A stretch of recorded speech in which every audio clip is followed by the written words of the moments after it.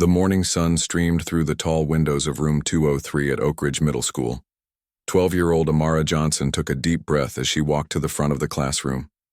Her heart beat fast as she picked up the dry erase marker, its chemical smell strong in her nose. 24 pairs of eyes watched her every move. "Solve the equation, Amara," Ms. Winters said from her desk, not looking up from her coffee mug. "Show us how to find the value of X." Amara's hand shook slightly as she uncapped the marker.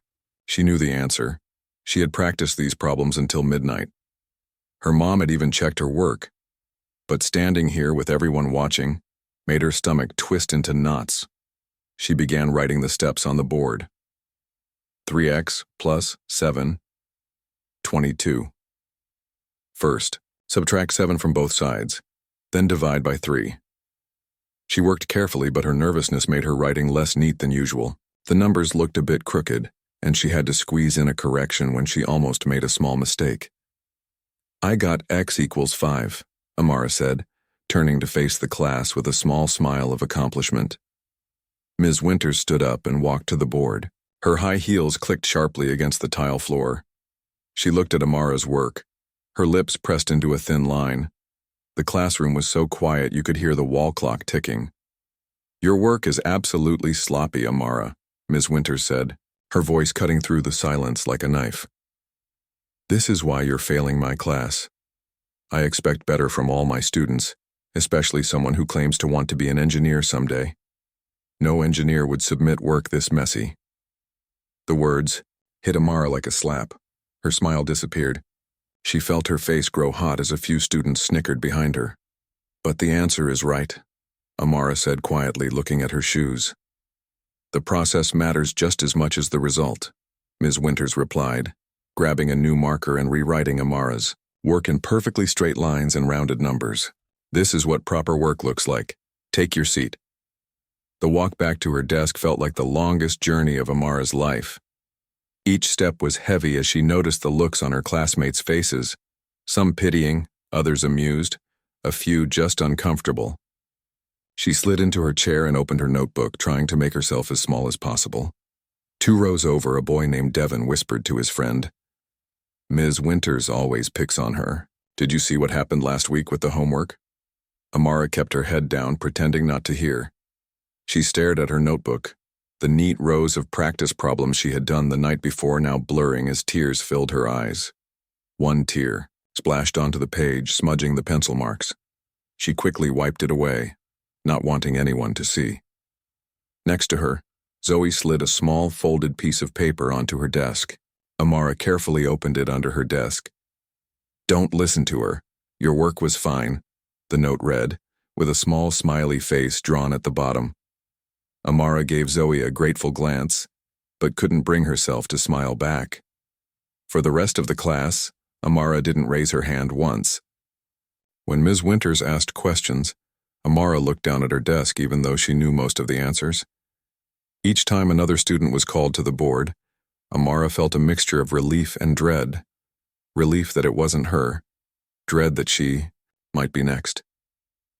The minute hand on the clock seemed frozen, barely moving as Ms. Winters droned on about the importance of showing clear work. Amara's thoughts drifted to her mother's home office, where engineering awards lined the walls. Her mom always told her that thinking differently was a gift, not a problem. Some of the greatest discoveries came from people who didn't follow the usual path, she would say. When the bell finally rang, Amara shoved her books into her backpack so quickly that her pencil case fell to the floor, spilling erasers and highlighters everywhere. As she scrambled to pick them up, she heard Ms. Winters sigh loudly. "Sloppy and everything, I see," the teacher muttered, just loud enough for those nearby to hear. A few students laughed as they filed out of the classroom. Amara felt her chest tighten as she stuffed the last pencil into her bag and hurried to the door, keeping her eyes on the floor tiles. In the hallway, the usual chaos of changing classes swirled around her. Lockers slamming, friends calling to each other, teachers reminding students not to run. Instead of heading to her next class, Amara ducked into the girls' bathroom and locked herself in the last stall. Only then did she let the tears flow freely. They rolled down her cheeks as she leaned against the cool metal door, trying to calm her breathing. After a few minutes, she pulled out her phone and texted her mother. "I hate school. Ms. Winters called me sloppy in front of everyone. She said I'll never be an engineer. I don't want to come back tomorrow." She sent the message, then wiped her face with a rough paper towel. The warning bell rang, meaning she had 1 minute to get to science class. Amara took a deep breath, splashed some water on her face, and headed back into the hallway, her shoulders still heavy with shame. What Amara didn't know as she walked slowly to her next class was that her mother, Dr. Kimberly Johnson, was not just any parent. As the lead aeronautical engineer for a major aerospace company and advisor to several educational programs, Dr. Johnson had connections that stretched far beyond their small town of Oak Ridge. And when it came to her daughter, she wasn't afraid to use them. Dr. Kimberly Johnson sat in her home office, surrounded by screens displaying complex aircraft designs. The large window behind her desk overlooked their garden, where wind chimes danced in the afternoon breeze. Her dark hair was pulled back in a neat bun, and she wore her favorite navy blazer over a simple white blouse. She had an important video meeting with colleagues from around the world to discuss a new engine design her team had been developing for months.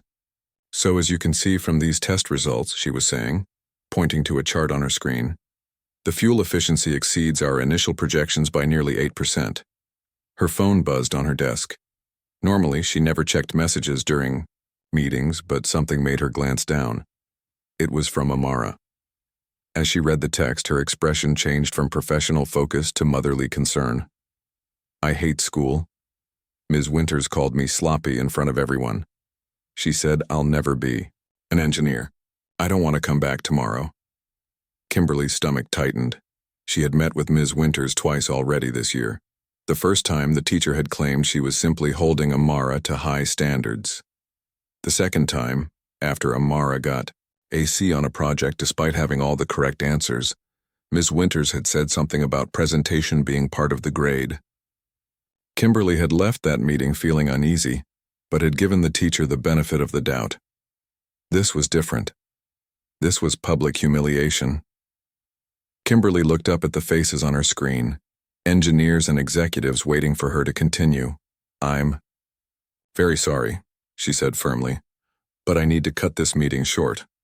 I have a family emergency that requires my immediate attention." Her colleague Thomas from the London office nodded understandingly. "Of course, Kim. We can reschedule for tomorrow.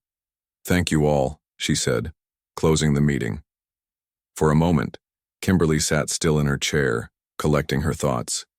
She thought back to her own school days, to the math teacher who had told her that girls like you should focus on practical subjects instead of advanced physics. She thought of the countless times throughout her career when her ideas had been overlooked in meetings, only to be praised when repeated by male colleagues. She thought of the time just last year when a new client had assumed she was the assistant rather than the lead engineer on a multi-million-dollar project. She had promised herself that Amara would not have to fight the same battles. Yet here, they were. Kimberly picked up her phone and dialed the school's number. The office secretary answered with the usual cheerful greeting. "This is Dr. Johnson, Amara Johnson's mother. I need to speak with Principal Davis immediately." "I'm sorry, Dr. Johnson, but Principal Davis is in meetings all afternoon. Can I take a message?" "Please interrupt his meeting. This is urgent." Something in her tone must have conveyed the seriousness of the situation, because a moment later, Principal Davis was on the line. "Dr. Johnson, what can I do for you?" "I've just received a very disturbing message from my daughter about an incident in Ms. Winters' class today," Kimberly explained, keeping her voice steady despite her anger. "This is now the third time this year that Ms. Winters has singled out Amara in ways that I find unacceptable." Principal Davis's response was predictable. He would look into it, speak with Ms. Winters, perhaps schedule another parent-teacher conference. "With all due respect," Kimberly interrupted, "we've been down this road before. I need more than promises of conversations that lead nowhere. My daughter is being told she can't be an engineer by a math teacher who knows full well that I am one. This feels personal, and it needs to stop. I understand your frustration, Dr. Johnson, but I'll be coming to the school tomorrow. Kimberly said firmly. Not for a meeting, to show Ms. Winters and her students what real engineering looks like. I think it's time for a proper career day presentation, don't you? There was a pause on the line. That could be arranged, but typically we schedule those weeks in advance. Tomorrow will work just fine, Kimberly replied. Please inform Ms. Winters that her math class will have special guests. And Principal Davis, this isn't just for Amara. This is for every student who's ever been told they aren't good enough based on how they look or how they learn. After hanging up, Kimberly made her second call to her colleague, Dr. Anthony Lee, the head of their company's educational outreach program. Anthony had been trying for months to get Kimberly involved in school visits, but her schedule had always been too packed. Anthony, she said when he answered, how quickly can you put together a school demonstration team? A few weeks usually, he replied. Why? Did you finally decide to join us? I need one tomorrow, at Oak Ridge Middle School. Anthony laughed, then realized she was serious. Kim, that's impossible. The equipment alone takes days to. My daughter's teacher told her today that she's too sloppy to ever be an engineer. In front of her entire class. There was silence on the line then. What time tomorrow? 9:30. And Anthony? Bring the simulator and the model jet. The full setup? For middle schoolers? For one particular teacher, Kimberly replied. Her third call was the hardest but most important. She dialed the direct number for James Wilson, the CEO of Horizon Aerospace. They had worked together for 15 years, starting when they were both just junior engineers. James had been the one to promote her to lead the aeronautical division 5 years ago, despite pushback from some board members who thought she was too aggressive. Kim, I was just thinking about you, James answered warmly. How's the new engine coming along? It's exceeding expectations, she replied. But I'm calling about something else. I need a favor. She explained the situation briefly, finishing with, remember that STEM initiative you wanted to launch this year? The one with the scholarships for underrepresented students? Of course. We were planning to announce it next quarter. I think Oak Ridge Middle School would be the perfect place to launch it tomorrow. There was a pause, and Kimberly could almost see James running through the logistics and PR implications in his mind. Finally, he spoke. You know I trust your judgment, Kim. If you say this school needs our program, then that's where we'll start. He paused again. Do you need the helicopter? Kimberly smiled for the first time since reading Amara's text. Actually, I was thinking something bigger might make a stronger impression. That evening, Kimberly sat with Amara at their kitchen table. Dinner, Amara's favorite pasta, sat mostly untouched as Amara explained what had happened in class. And everyone laughed, Mom, even Zoe kind of. I'm sorry that happened to you, Kimberly said, reaching across to squeeze her daughter's hand. But I need you to do something that might be hard. Amara looked up, her eyes still sad. What? Need you to go to school tomorrow. Amara's face fell. But Mom, trust me on this, Kimberly said, her eyes twinkling with a secret. Sometimes the best response isn't to run away. It's to stand your ground and show exactly what you're capable of. Ms. Winters won't care what I do. She already decided I'm not good enough. Maybe, Kimberly said, standing up to clear their plates. But tomorrow isn't about changing Ms. Winters' mind. It's about showing her and everyone else what a real engineer looks like. Amara looked confused but nodded slowly. Okay, I'll go. Good, Kimberly said, kissing the top of her daughter's head. And wear your future scientist t-shirt, the one Grandma got you for your birthday. Later that night, after making sure Amara was asleep, Kimberly sent 3 final emails confirming the details for tomorrow. She checked the weather forecast. Clear skies, perfect for flying. Reviewed the presentation materials Anthony had sent over, and finally allowed herself to smile fully. Ms. Winters had no idea what was coming. The next morning dawned bright and clear in Oak Ridge. Amara got ready for school with a strange mixture of dread and curiosity. Her mom had been acting mysterious the night before, with a smile that suggested she had a plan. Still, as Amara pulled on her bright blue future scientist t-shirt, her stomach felt tight with worry about facing Ms. Winters again. You sure I have to go? Amara asked over breakfast, pushing her cereal around in the bowl. Her mom glanced up from her phone where she had been reading emails since 5 a.m. Absolutely, but I promise today will be different. She checked her watch. I have to leave early. For a meeting, but I'll see you very soon. At pickup? Amara asked, confused.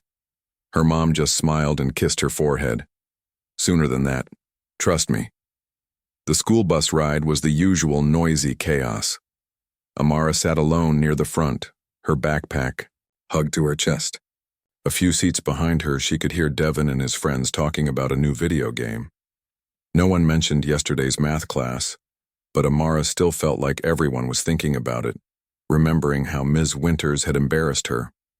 School. Amara walked slowly to her locker, taking as much time as possible before heading to first period. Ms. Winters' math class was third period, still 2 hours away. Maybe by then she'd feel braver. The morning announcements crackled over the intercom as students settled into their homerooms. Good morning, Oak Ridge Middle School. Principal Davis's voice echoed through the halls. A reminder that the science fair registration deadline is this Friday. Also, the basketball team has practice canceled today due to... A strange sound interrupted the announcements. At first, it was just a distant whump, whump, whump that some students didn't even notice, but it grew louder quickly. What is that? Someone near Amara whispered. Their homeroom teacher, Mr. Parker, went to the window and looked out, his eyes growing wide. It's a helicopter. Like a wave, students rushed to the windows, pushing and shoving to get a look. Sure enough, a sleek black helicopter with a blue stripe was circling above the school's sports field. Is someone famous coming? A girl named Lily asked excitedly. Maybe it's the president, another student shouted. Mr. Parker tried to restore order. Everyone back to your seats. I'm sure Principal Davis will explain. The intercom crackled to life again. Attention students and faculty, Principal Davis said, his voice sounding strangely nervous. We have an unexpected situation developing. All classes will continue as normal until further notice. But normal was impossible now. Everyone had seen the helicopter, and as the students changed classes, the hallways buzzed with excitement and theories. By second period, new rumors had spread. Not just a helicopter, but fancy cars with tinted windows had arrived at the school. Security guards in suits were setting up something on the sports field. Amara heard the whispers but didn't connect any of it to her mother's strange behavior that morning. At least the helicopter drama had taken attention away from yesterday's math class embarrassment. When the bell rang for third period, Amara walked to Ms. Winters' class with heavy feet. The hallway windows showed even more activity outside. The helicopter had landed, and now there were vans with satellite dishes and people carrying equipment cases. Ms. Winters seemed oblivious to the excitement when Amara entered the classroom. She was writing equations on the board with her usual perfect handwriting. Settle down, everyone, Ms. Winters said sharply, as students entered chattering about the helicopter.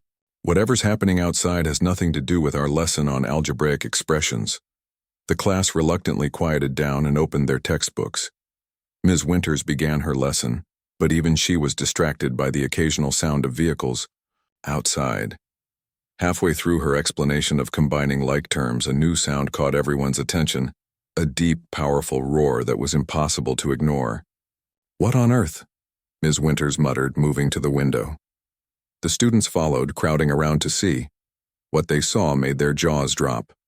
A small private jet, sleek white with blue stripes, was carefully maneuvering down the long access road that led to the school's bus loading zone.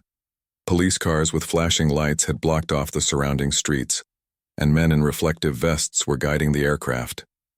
Is this a drill? Ms. Winters asked no one in particular. Some kind of emergency landing? This has to be someone super important, Devin whispered loudly. The class erupted in excited chatter. Ms. Winters tried to regain control, clapping her hands sharply. Back to your seats immediately. This is still math class and we have work to do. The students reluctantly returned to their desks, but it was clear no one was thinking about algebraic expressions anymore. Even Ms. Winters kept glancing toward the window. 10 minutes later, there was a knock at the classroom door. Ms. Winters sighed with frustration and went to answer it. Principal Davis stood there looking both excited and overwhelmed. "Ms. Winters, I need to interrupt your class for a special presentation," he announced. "Now? Can't it wait until after the lesson? We're in the middle of an important concept." "I'm afraid not. This is, well, it's quite extraordinary. May we come in?" "We?" Ms. Winters asked, but her question was answered as Principal Davis stepped aside. Into the classroom walked Dr. Kimberly Johnson, dressed in a sharp business suit with a company badge clipped to her lapel. Behind her came 4 other professionals carrying equipment cases, 2 women and 2 men, all wearing matching navy blue jackets with the Horizon Aerospace logo. Amara's mouth fell open. "Mom?" she gasped, loud enough for the whole class to hear. "Miss." Winter's face went through a rapid series of expressions: confusion, recognition, and then something close to alarm as she connected the dots between Amara's last name and the woman standing before her. "Good morning, students," Kimberly said with a warm smile. "I'm Dr. Kimberly Johnson, Chief Aeronautical Engineer at Horizon Aerospace. You might have noticed our transportation outside. Sorry about the noise. Today my team and I are here to launch our new STEM outreach initiative, and your class has been selected as our first participants." The students stared in amazement, looking back and forth between Amara and her mother. Zoe caught Amara's eye and gave her a huge thumbs up. Ms. Winters seemed frozen in place, her hand still on the doorknob. "Dr. Johnson," she finally managed to say, "this is quite unexpected. We have a curriculum to follow and standardized tests to prepare for." Kimberly's smile didn't falter. "I've already cleared this with Principal Davis and the school board. Today is all about showing these young minds how the math they're learning translates into real-world engineering. I believe that's very much in line with your curriculum goals, isn't it, Ms. Winters?" Principal Davis nodded enthusiastically. "This is an incredible opportunity for our students. Horizon Aerospace is one of the leading technology companies in the country, and Dr. Johnson is—" He paused, seeming to search for the right words. "Well, she's actually quite famous in the engineering world." Ms. Winters' eyes widened slightly as she recognized the name. "You were featured in Scientific American last year." "Among other places," Kimberly replied modestly. "Now, shall we begin? My team needs about 10 minutes to set up." As the Horizon team began unpacking their equipment, setting up displays and a small model of the jet that had landed outside, Amara watched her mother in amazement. This was still her mom, the same woman who made her pancakes on Sundays and helped with homework. But here, directing her team with confident gestures, she was also Dr. Johnson, the engineer whose work was changing the future of flight. For the first time since entering Ms. Winters' class that year, Amara sat up straight in her chair, a smile spreading across her face. She caught her mother's eye, and Dr. Johnson gave her a quick wink. The classroom transformed before everyone's eyes. In just 15 minutes, Dr. Johnson's team had set up demonstration stations around the room. Large screens now displayed colorful 3D models of aircraft designs. At the center was a detailed, scale model of the same jet that had landed at their school, sleek and futuristic, with unique wing designs that made several students gasp in appreciation.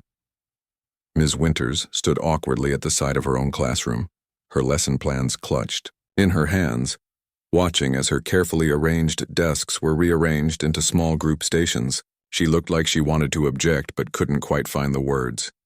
"Now then," Dr. Johnson said, standing at the front where Ms. Winters usually commanded attention.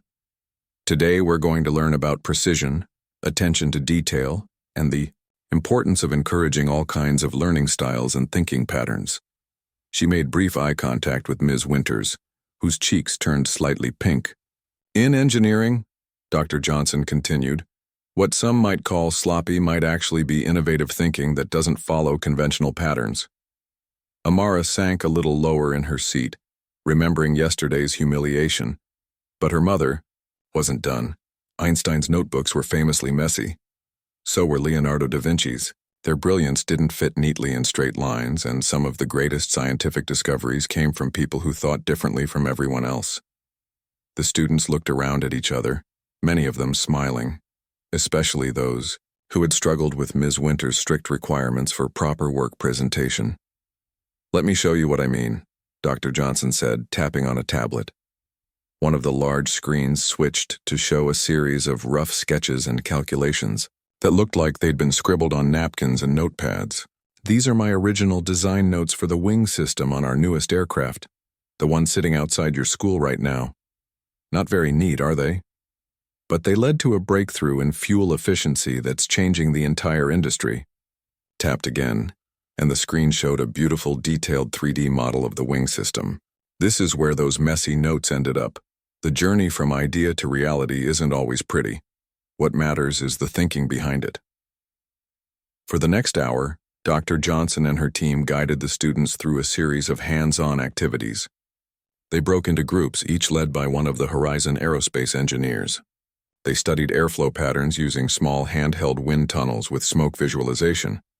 They tested different wing shapes to see which could support the most weight.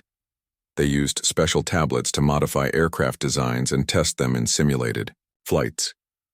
At one station, an engineer named Dr. Patel showed them how air pressure changes when it moves over curved surfaces. "This is why airplane wings have their special shape," she explained, letting students feel the lift generated by a small demonstration wing in a portable wind tunnel. The air moving over the top creates lower pressure than the air underneath. At TIAD, another station, a younger engineer named Mr. Jackson demonstrated materials testing. "We have to make sure our parts are strong enough but not too heavy," he explained, letting students try to break different samples. "This carbon fiber piece weighs almost nothing, but it's 5 times stronger than steel." Throughout it all, Dr. Johnson moved from group to group, encouraging questions and praising creative thinking. When a student named Luis suggested an unusual modification to a wing design, she didn't dismiss it but helped him test it in the simulator. "That's thinking outside the box," she said, when his modification showed a small improvement in performance. "That's exactly how innovation happens." Ms. Winters remained at the periphery, occasionally stepping closer to watch an activity, but mostly looking uncomfortable as her carefully controlled classroom buzzed with enthusiastic learning that didn't follow her script. About halfway through the session, Dr. Johnson called for everyone's attention again. "Now, we're going to explore how different approaches to problem solving can all reach the correct answer. In engineering, we care about results, but we also value diverse thinking styles because they lead to innovation." She pulled up a complex equation on the main screen, one involving multiple variables and requiring several steps to solve. "I'd like to see different ways to solve this," she said. "Who wants to try their approach?" Several hands shot up, including Amara's. For a moment, Dr. Johnson pretended not to notice her daughter, calling on Devin first. Devin walked to a special electronic whiteboard that had been set up. He solved the problem using the standard approach Ms. Winters had taught them. Careful, sequential, methodical. "Excellent work," Dr. Johnson praised. "A perfect example of the standard approach. Who has a different method?" This time she called on Amara, who hesitantly approached the board. Conscious of Ms. Winters watching, Amara's hand trembled slightly as she picked up the stylus. But as she began working through the problem, her confidence grew. Instead of following the standard steps, she used a visualization approach, creating a graph and using geometric principles to find the solution. Her writing wasn't perfectly straight, and she crossed out a small mistake at one point, but her method was creative and efficient. When she finished, she had the same answer as Devin, arrived at through a completely different route. "Brilliant, Amara," said Dr. Johnson. "That's an elegant application of geometric principles to an algebraic problem." "But it's not the standard approach," Ms. Winters spoke up suddenly. All eyes turned to her. "That's not how we solve these in class," Dr. Johnson smiled patiently. "And yet, the answer is correct, isn't it?" Ms. Winters glanced at the board, checking the work. "Yes, but, Dr. Lee," Dr. Johnson called to one of her team members. "Would you mind sharing your thoughts on Amara's approach?" A tall engineer with glasses stepped forward. "Actually, this visualization method is remarkably similar to an approach we used last year when redesigning the fuel delivery system. It helped us see the problem from a different angle and led to our breakthrough." He turned to Amara. "I'm impressed.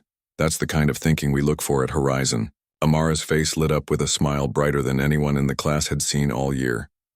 Around the room, students were looking at her with new respect. Even Ms. Winters seemed to be seeing her differently. "That's exactly my point," Dr. Johnson said. "There's rarely just one right way to solve a problem. The best engineering teams include people who think differently from each other. Some are detail-oriented and methodical. Others see patterns and connections that most miss. Both are valuable. Both deserve respect." She looked directly at Ms. Winters as she said the last part. The teacher's face flushed and she looked down at her hands. At lunchtime, news of the jet landing and the special visitors had spread throughout Oak Ridge Middle School. The cafeteria buzzed with excitement as students from other classes tried to get details from Ms. Winters' math students. Principal Davis had arranged for the Horizon Aerospace team to give a brief presentation to the entire school in the gymnasium after lunch.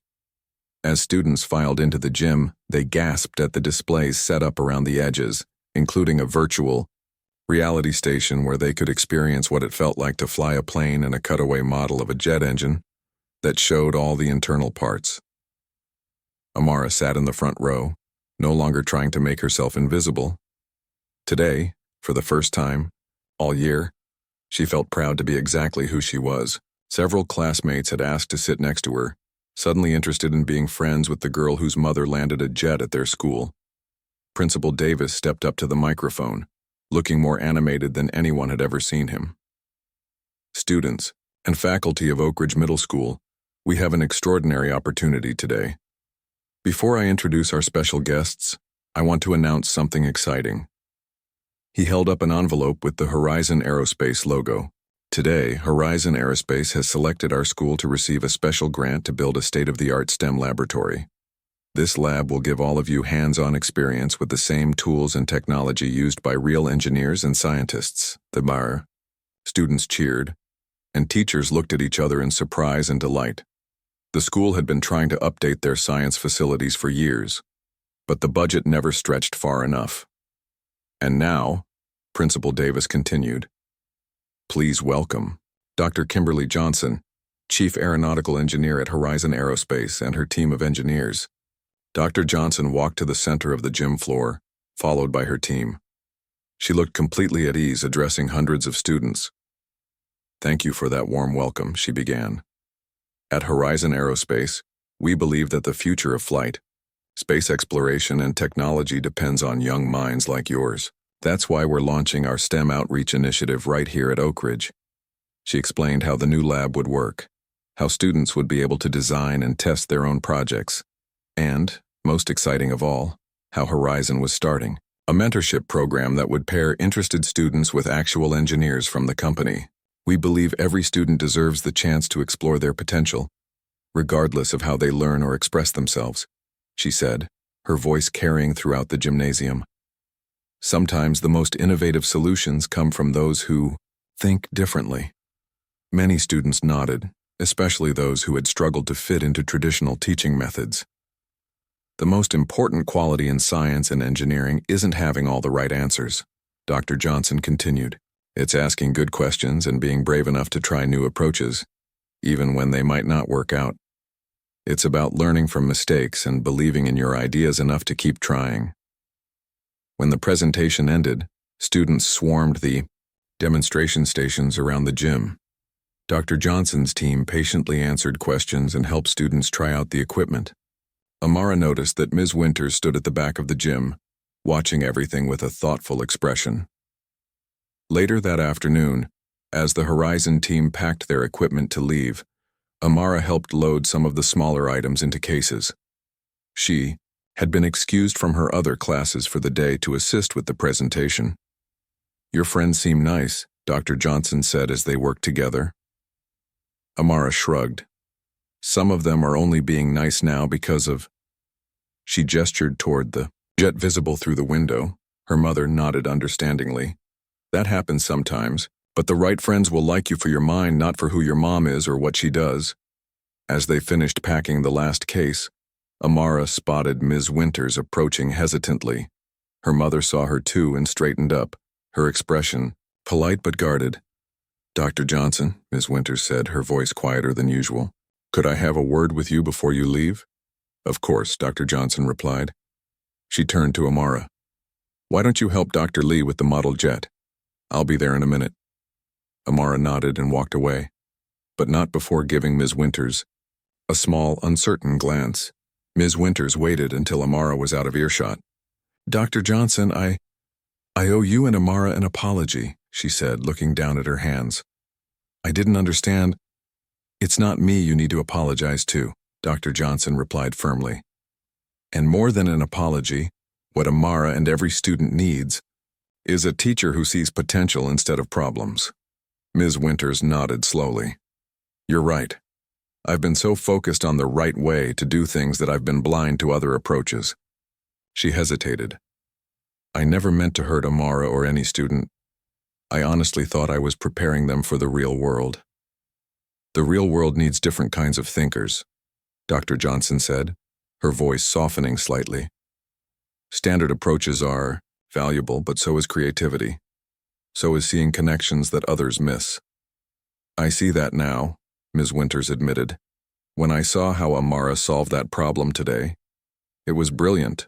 I just didn't recognize it because it wasn't how I would have done it, Dr. Johnson nodded. Teaching is a bit like engineering. Sometimes we need to redesign our approach when something isn't working. Ms. Winters managed a small smile at that. I'd like to do better. For all my students, but especially for Amara. I misjudged her badly. It's never too late to change course, Dr. Johnson said. That's something we engineers understand well. As Amara helped Dr. Lee secure the model jet in its special case, she watched her mother talking with Ms. Winters. She couldn't hear what they were saying, but she saw Ms. Winters nodding seriously and her mother's expression gradually becoming less stern. The drive home that afternoon was quiet. Amara stared out the window, processing the incredible day. Mom? She finally said. Did you really do all this just because of what happened yesterday? Her mother glanced over at her. Not just because of yesterday, because of all the yesterdays when someone tried to make you feel less than you are. Because I know what it's like to have people underestimate you. She reached over and squeezed Amara's hand. And because I wanted you to see that you don't have to accept someone else's limited view of who you are or what you can become. Ms. Winters apologized to you? Yes, and I think she'll apologize to you too. Amara considered this. I'm not sure I'm ready to forgive her yet. That's okay, her mother said. Forgiveness takes time.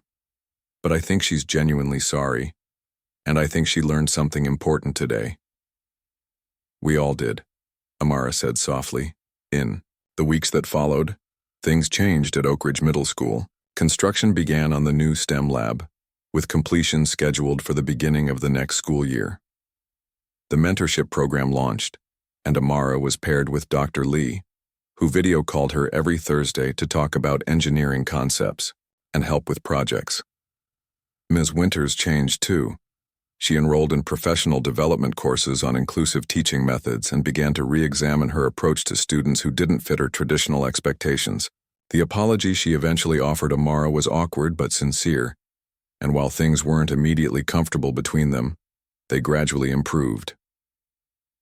3 months later, at the first demonstration in the partially completed STEM lab, Ms. Winters surprised everyone by inviting Amara to lead a session on creative problem-solving approaches. Sometimes the greatest lessons come from our students, Ms. Winters told the gathered parents and teachers. Amara taught me that what looks like sloppiness to one person might be brilliance that others aren't yet equipped to recognize. As Amara demonstrated her latest project, a computer simulation of airflow patterns, Dr. Johnson watched from the back of the room, knowing that the dramatic landing of a jet at a middle school had set in motion something far more powerful than revenge. It had started a transformation that would impact not just her daughter, but countless students who would pass through Oak Ridge Middle School in the years to come. And somewhere in the crowd, Devin nudged his friend and whispered, "Remember when Ms. Winters used to call Amara sloppy? Now she's like the smartest kid in school." His friend nodded. Ms. Winters was wrong about her. She was wrong about a lot of things. Maybe, Devin replied thoughtfully. But at least she was brave enough to admit it and change.